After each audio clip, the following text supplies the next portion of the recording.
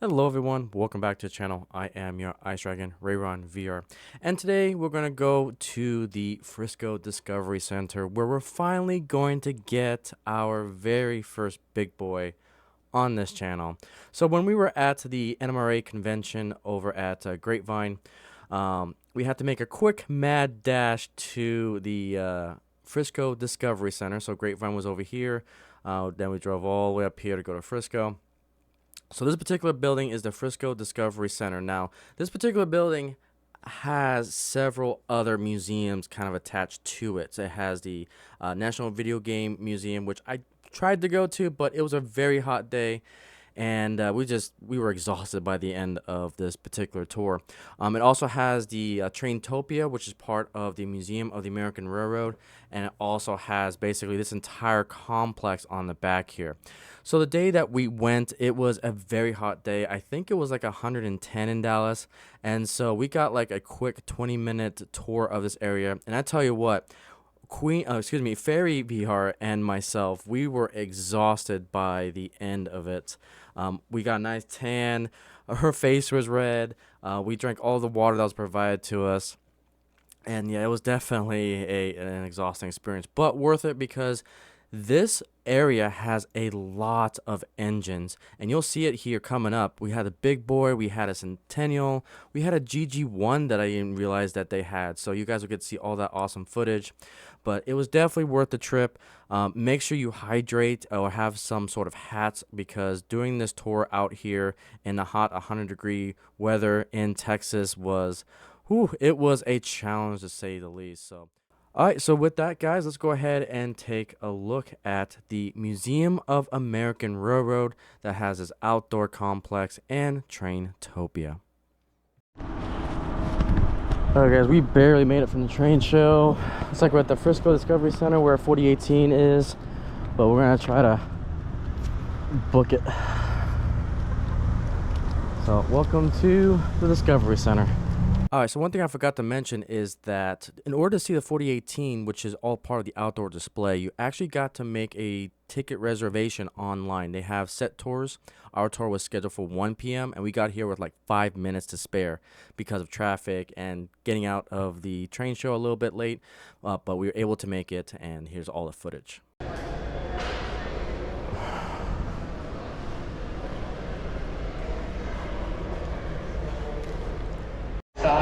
The usual tour is usually it's maybe an hour, but it's so hot we'll probably go a little quicker.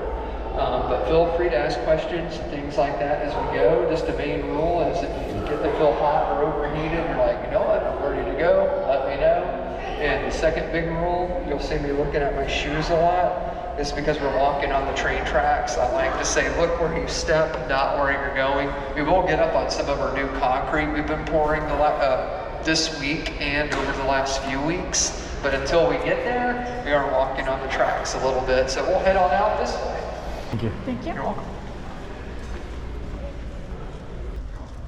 We'll just kind of meet right down here to the right when you get down the steps, and then we'll go through our back gate and go right over here to this big steam locomotive, and then go see some other locomotives and a couple passenger cars and band.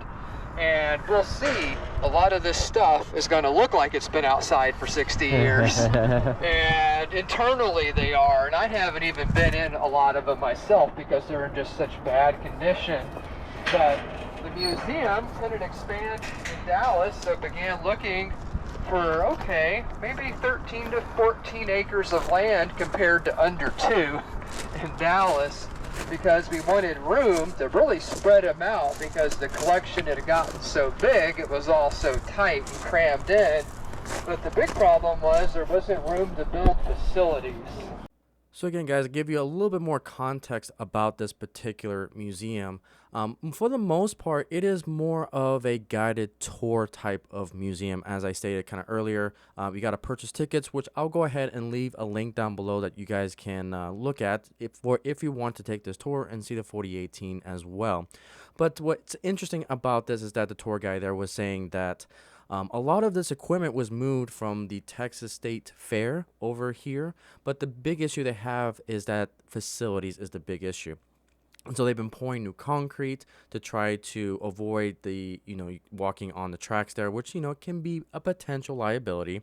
But the big project that they're going to be focusing on is kind of a giant enclosure when it comes to these particular locomotives. So that way they can actually open up to a self-walking tour, and you'll be kind of protected from the elements, from the sun, from the heat, and so forth. But in order to do that, they are a 501c3, and they need donations, they need volunteers, and to have a project that big, they stated that they need like a $10 million in order to make that facility. But with due time, they're slowly going to get there. Is to do the rest of the concrete and parking and utilities and facilities out here. That's why I was stressing bring water and go to the bathroom while you can. But the big giant $10 million roof to cover everything is eventually it'll look like a train station. That way it's out of the weather. So speaking of weather, this doesn't look bad. It was painted in 2011 for the state fair. It's a 1942 Baldwin steam locomotive, World War II, and they were going to save you a lot of money. So I know it's super hot, but I always like to pause here. Just last month, this track we're on, we cleared it. And this has to go back out there, and then we're going to push it up to the end of this track. How that construction is mostly done for now, especially the track part and initial concrete pours. This is a 1925 sleeper, Glen, kind of the traveling lounge and bar on the train. Nice. Good condition, a little faded, but pretty good condition. For 1925. Wow, really look at this. Nice. Make me feel rich. Yeah.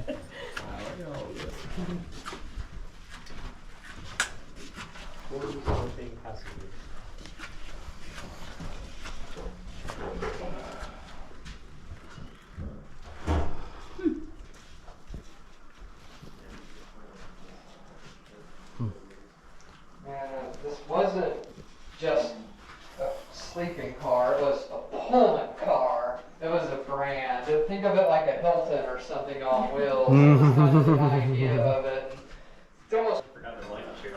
Yeah, the luggage. It was like a traveling hotel, and kind of the couple things that made Pullman stand out were the Pullman porters going back to the 18s. This was the bar. I've always liked these cars. This car is really See the nice. Hiawatha, you know how the end is rounded? This is kind of the concept of these cars. It's a lounge bar. This is like a bar area. Yeah. So problem today is it's just too hot. Yeah. But it's also a wooden car, so it's not as insulated as that last one. So it's always hotter or colder in this one, depending on the time of year. But this is a cool car. It ran day service in California in the 19... Kind of the world as we think of it today with climate control, you know. Started really like the late 30s, late 20s and early 30s. Alright guys, so a little bit of a side note. So because it was so hot, I was recording this footage, I believe, at 1080p at 60 FPS. The temperature was so hot, it actually overheated my shoulder-mounted GoPro. So I found myself kind of going back and forth between my shoulder cam and my wrist cam. So you'll see kind of short clips coming up, and that's just because my main camera just overheated.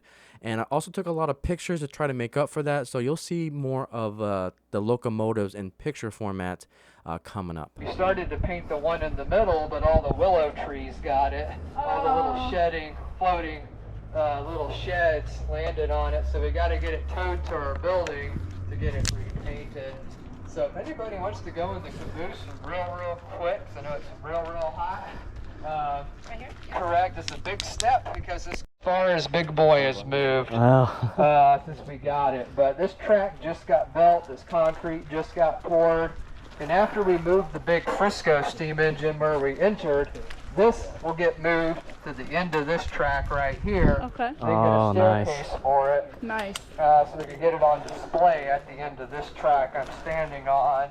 At the big American locomotive factory plant, which along with Baldwin in Pennsylvania, you know, they built like 80% of all the Poor steam dune buggy. locomotives in the U.S.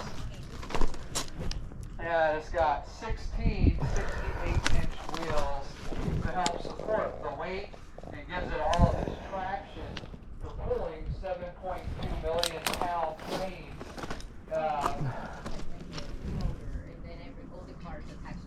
If you go to use Kind of the, not exact midway, but kind of the locomotive part and then the fuel part in the back. So it carried 25,000 gallons of water where he's standing, and where she is now is where the coal went, 28 tons of coal that was fed right above you in the big gray firebox.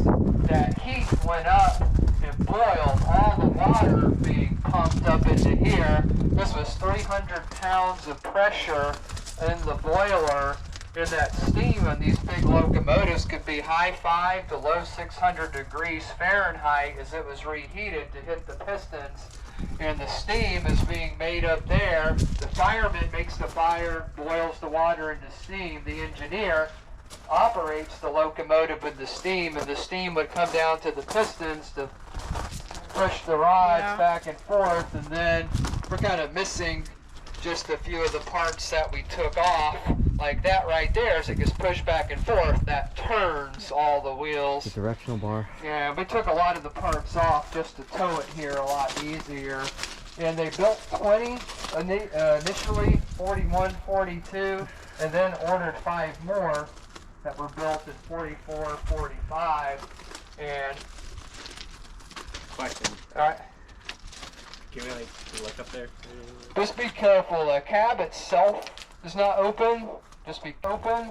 Just be careful going up and down. Mostly because of the height. I've had somebody fall once. Oh no. And we're still in the shade, but be careful when you touch everything because Yeah, the metal gets real hot. Yeah, because that's real. These are all steam engines. Yeah, so if you want to, you can go up real quick and peek in through the glass. Go for it.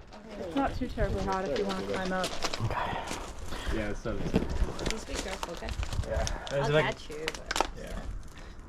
And the one of these that got think this one's rebuilt yours. today now carries 2 extra water tenders behind it when it goes on tour, just to kind of extend its fuel range. And they converted it to oil instead of coal, just for mostly, I think, environmental reasons. Yep. The oil burns, gives you better fuel mileage anyway. It just burns a little hotter. And they rebuilt one of the 8 big boys from 2013 to 2019 up in Cheyenne. Was in California, and like this one, kind of like we were talking about how we got started. You know, they were throwing these away, and it got one got sent to California, one to Dallas, and 6 to other. And it came here to Texas. Yeah, back there's the other box. Where they grab shovels and cool. Well, funny enough, this isn't used shovels. This is actually a sprue or a screw. It feeds it automatically. It's just too big to actually shovel it. I think I watched too many movies where they use shovels to like. That's all automatic back in the day. It's amazing. Yeah. Yeah, there's like 2 windows so you can see from the inside. Oh yeah, here. I'm not sure what's under this little piece of metal. Can't give me. Maybe feel a little uneasy up here. Oh, you got it. But hey, there's what do they call it? There's no fun without risk or whatever. No adventure. It still all looks so cool. Big boy.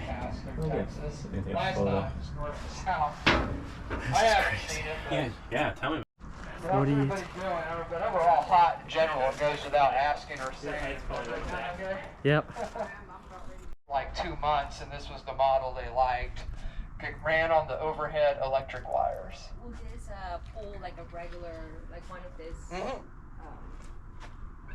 So I think we have, like the car we went into there, we got 9 cars? GG1, guys. So Heath, here you are. Yeah, 9. So these were typically used to pull 10 to 12 passenger. Oh, we got started. Was this a storage one or still was? Good question. So, if this was an airplane, to use an airplane Good old analogy, Centennials. this half is like checked baggage, and you saw the luggage racks in the sleeping car for your carry-on. This was the baggage mail car. So you had the baggage checked in.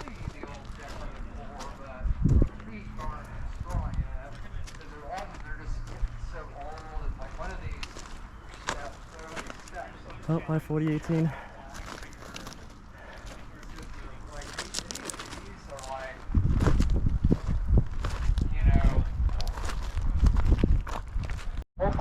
woodworking company out here that's pretty nearby. I gave them a tour earlier in the summer, try to get them interested in it, because all these old passenger cars got to redo every window in them.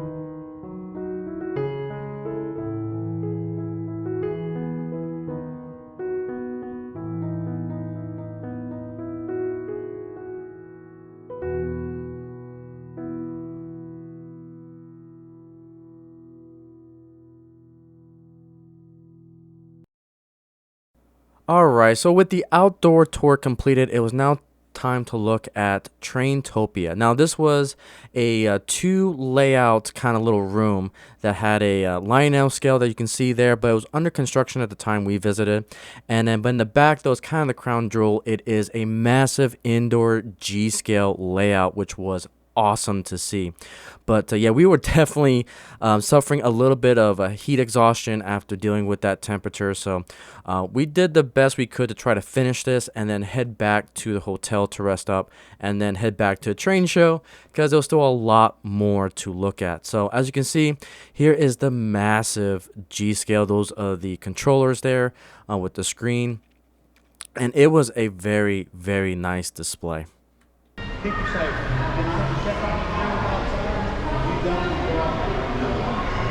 They don't understand. layout over here is a different layout, and we'll probably be working on this for another year. This is O gauge. Yeah, Lionel G scale. Yeah, that's G scale. G scale. This is O scale. Nice. Very nice.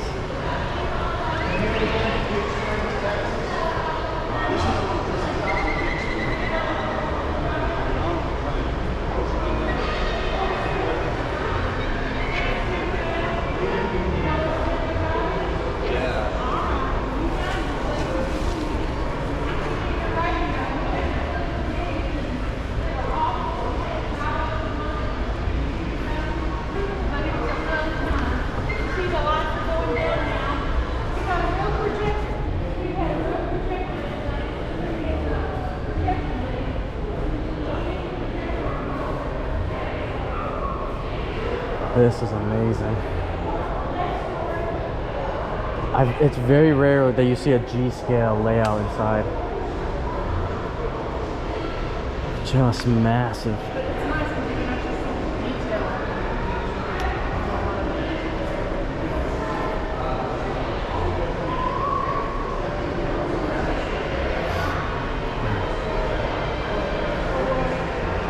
Oh yeah.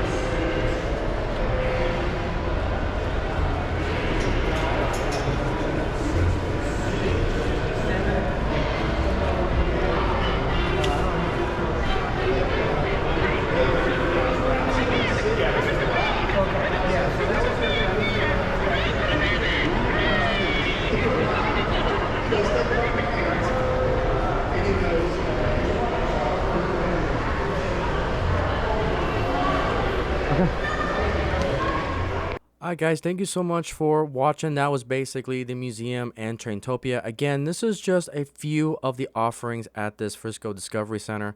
Like I said, there's other venues there. There was the video game museum, which I hope we can go back and hit that museum another day. But with that guys, thank you so much for watching. I appreciate all the support through our adventures here during Grapevine, Texas with the train show. With this, we finally got our first big boy on the channel, and definitely won't be the last. We got a few more to go. But with that guys, thank you so much for watching, and I'll see you on the next video.